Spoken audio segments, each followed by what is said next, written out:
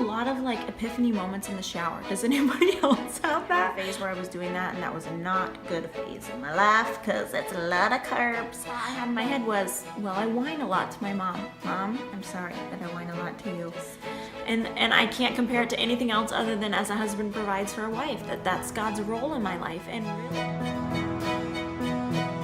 hey guys, so I was so excited to get to film a question and answer video. One of my friends had the idea of me doing a question and answer video, and y'all know that I love to chat. So I went on Instagram and I asked if any of y'all had a question for me, and I got some fun ones that I'm really excited to answer. There's some that are lightweight, there's some that are heavy, and so this will be really fun. So the first question I had was from my girl Tiffany.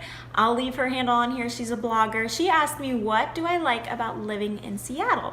So I actually don't live in Seattle, I live outside of Seattle. I have grown up here, but I've moved away a couple times. Since living in other places, I realized how much I love it here because number one, it stays green all the time. Like I did not realize, because I've grown up here, I didn't realize other places get super brown in the winter. And I'm like, what is this? Like, I'm so used to the green all the time. That's why we're called the evergreen state. The nice thing about here in Washington where I live, it's very mild. Like we have mild, nice summers and then mild winters, where a winter is mostly just rainy.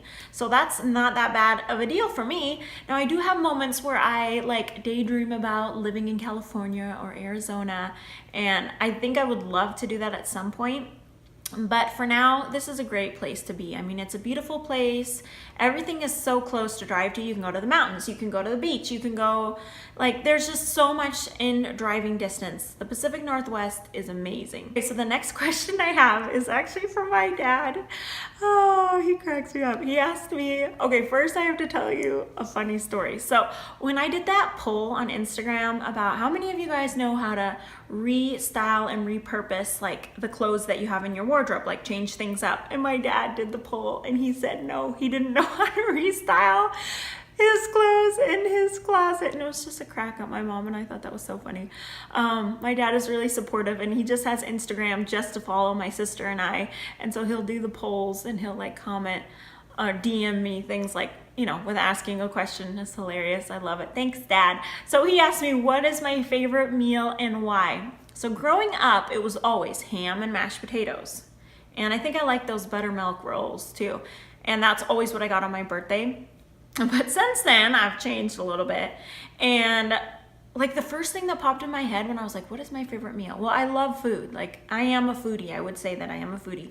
But the first thing that popped in my head was cereal, because I am obsessed with cereal. If I could have cereal like for breakfast and a late night snack like every day, like I had a phase where I was doing that, and that was a not good phase in my life because it's a lot of carbs.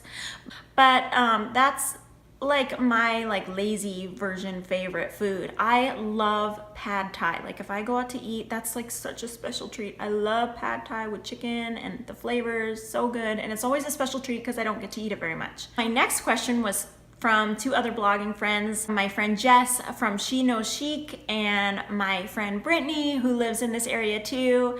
And I'll leave their handles here if you want to go check them out. They asked me how I organize my videos and if I have any video tips, which I thought was flattering but kind of funny, because if y'all see my videos, I'm pretty low budget here starting out.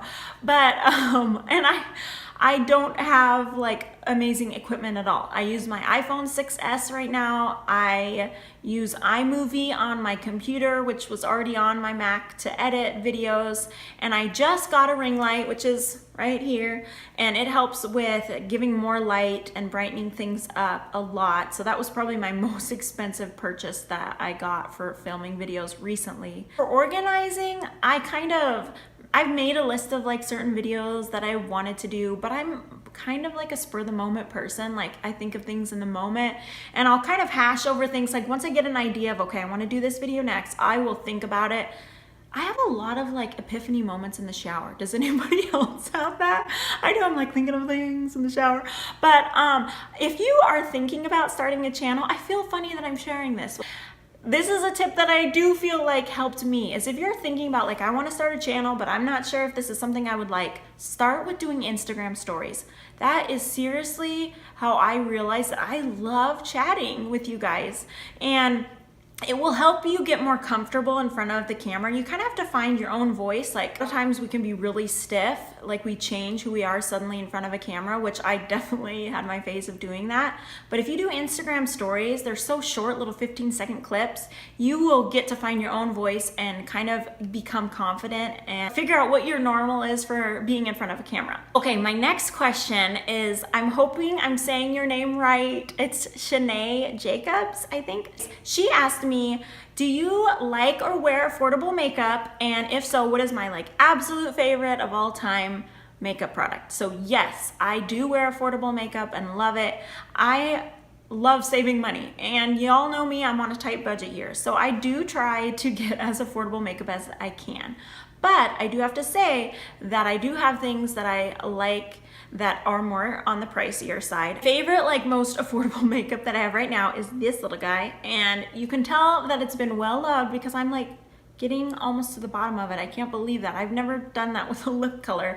This is the Revlon Ultra HD Matte Lip Color in, I think it's Seduction, but I love it. I'm wearing it right now. It's just like an all-around nice lip color that can go with anything. It's easy to apply on your lips, and it's like a matte but with a little bit of a creamy finish. So it's a beautiful product. In fact, one of my friends saw me wearing it and she went out and bought it because she loved it too.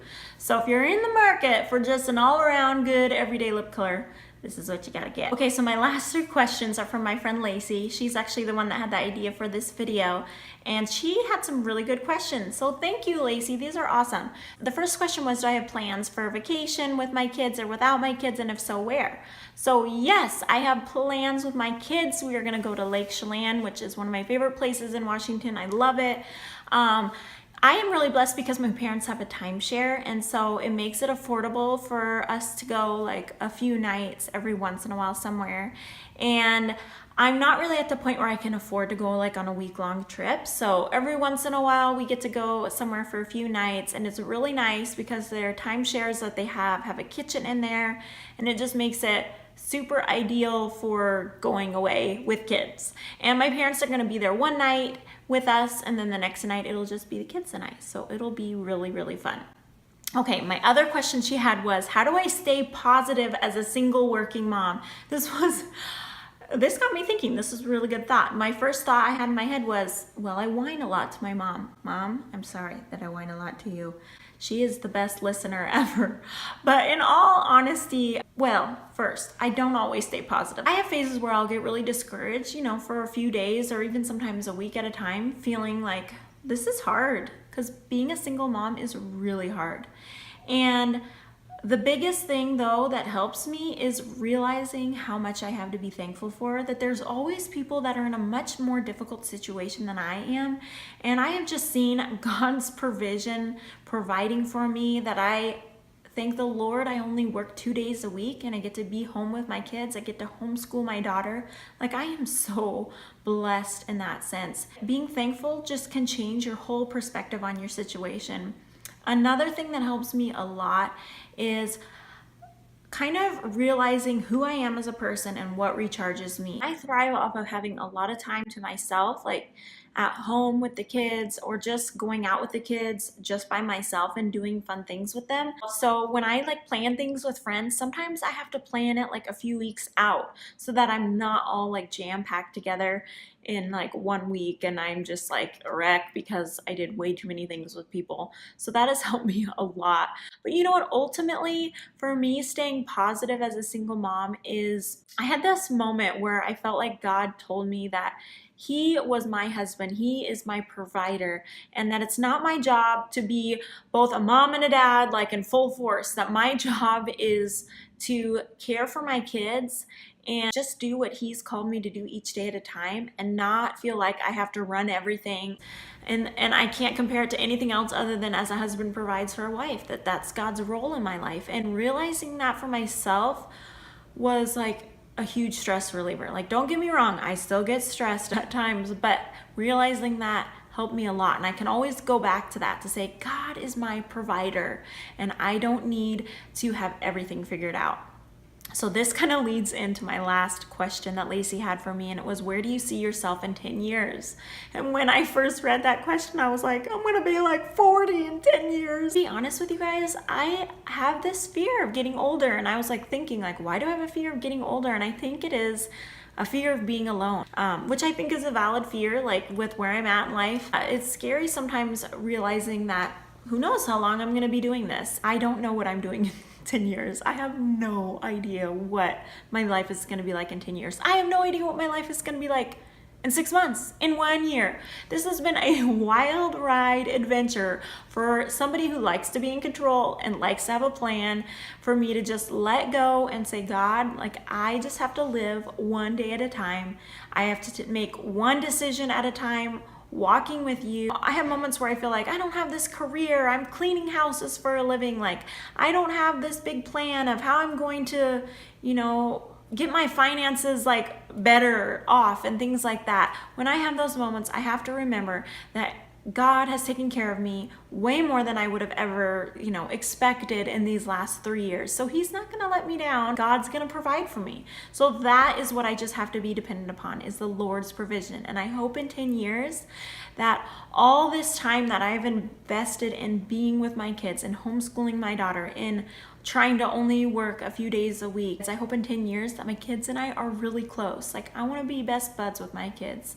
We'll see what the next 10 years hold. I have no idea, but God does. So those are the answers to the questions y'all asked me. This was really fun. Like, I really love chatting with you guys and just sharing my heart. So I hope you enjoyed it too. We'll see y'all soon in my next video. Have a great day. All right, bye.